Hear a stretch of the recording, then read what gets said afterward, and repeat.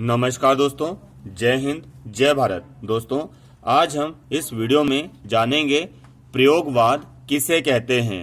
प्रयोगवाद किसे कहते हैं से संबंधित प्रश्न यूजीसी नेट की परीक्षाओं में तथा हिंदी एमए व बीए की परीक्षाओं में तथा मध्य प्रदेश की बोर्ड व लोकल परीक्षाओं में पूछा जाता है दोस्तों, इसलिए आपको ये वीडियो ध्यानपूर्वक देखना चाहिए। प्रयोगवाद के प्रवर्तक सच्चिदानंद, हीरानंद, वात्स्यायन, अज्ञे जी हैं दोस्तों। और प्रयोगवाद हिंदी साहित्य की आधुनिक काल की पांचवी धारा है दोस्तों। कौन धारा है? पांचवी धारा है। तो हम देखते हैं प्रयोगवाद किसे कहते हैं। हिंदी में प्रयोगवाद का प्रारंभ सन 1943 में अज्ञे जी के संपादन में प्रकाशित तार सप्तक से माना जा सकता है। यानी कि प्रयोगवाद के प्रवर्तक हैं अज्ञे जी। अज्ञे जी ने 1943 में तार सप्तक नामक पत्र का संपादन किया था। उसी से ही प्रयोगवाद का जन्म माना जाता है। इस तार सप्तक की भूमिका के बारे में अज्ञे जी ने कहा है कि ये कवि नवीन राहों के अन्वेषी हैं, मतलब नवीन राहों के द्वार खोलने वाले हैं। सन 1951 में अज्ञे जी ने दूसरा तार सप्तक प्रकाशित किया था और तत्पश्चात तीसरा तार सप्तक आया। अब हम देखते हैं इसमें क्या क्या हुआ। जीवन और जगत के प्रति अनास्था प्रयोगवाद का एक आवश्यक तत्व है दोस्तों। जो प्रगतिवाद है उसमें हमें काय की भावना देखने को मिलती है? हम की भावना। ठीक है ना। लगता है कि हम सब साथ हैं, ये समाज हमारा है, हम सब एक हैं। लेकिन जब हमें इनकी जरूरत पड़ती है तो हम देखते हैं हम तो अकेले हैं। तब यहाँ पर मैं की भावना उत्पन्न होती है दोस्तों। तो प्रयोगवाद में किसकी भावना है? मैं की। आपको लगता होगा ये मेरे चाचा हैं, ये मेरे भूआ हैं, ये मेरे ऐसे हैं, ये मेरे पड़ोसी हैं, और जब हमें इनकी जरूरत पड़ती है तो देखते हैं मैं तो अकेला ही हूँ। बहुत सारे समाज वाले अपने समाज के लिए मर जाते हैं, मिट जाते हैं, लेकिन जब हमें इन समाज वालों की जरूरत पड़ती है तब देखते हैं हम अकेले हैं। तो क्या उत्पन्न होता है? कुंठा, त्रास, घुटन, मृत्युबोध, ऐसी बातें मस्तिष्क में उठती है।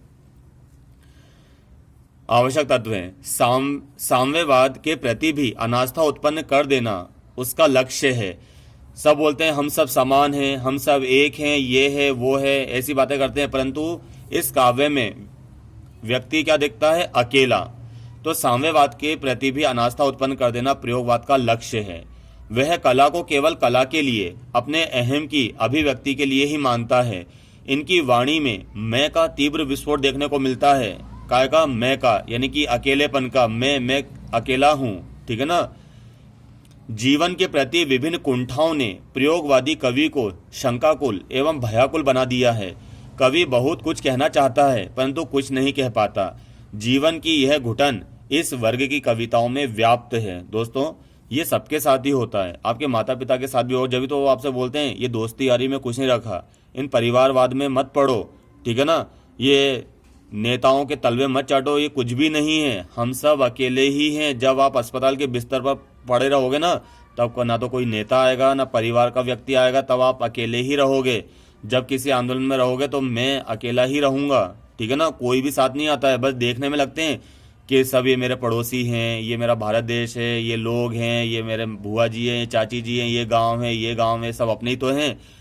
ठीक है ना। जबकि हम हकीकत में देखते हैं, यथार्थवाद में देखते हैं तो मैं की भावना है। जब हमें इनकी जरूरत पड़ती है ना, हम की, तब दूर दूर तक कोई नहीं होता। जैसे आप जाइए महानगरों में, लगता है आपको कोई इंसान बच रहे हैं?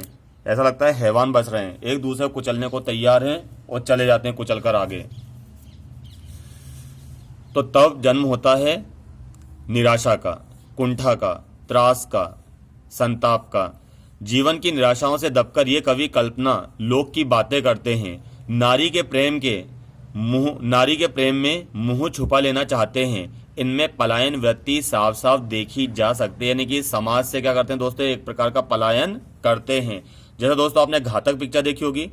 घातक पिक्चर में सनी देओल जो रहते हैं, जो सनी देओल कुछ लोगों को समझाते हैं। क्या समझाते हैं?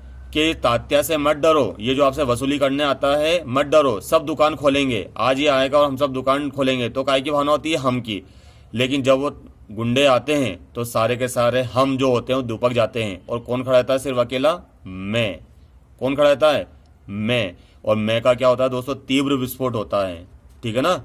इस पिक्चर में प्रयोगवाद को बहुत ही अच्छी तरह से दर्शाया गया है। और जैकी श्रॉफ की एक फिल्म है गर्दिश, उसमें भी इस प्रयोगवाद को बहुत अच्छी तरह से समझाया गया है। धन्यवाद दोस्तों। मेरे चैनल को लाइक करें, शेयर करें व सब्सक्राइब करें।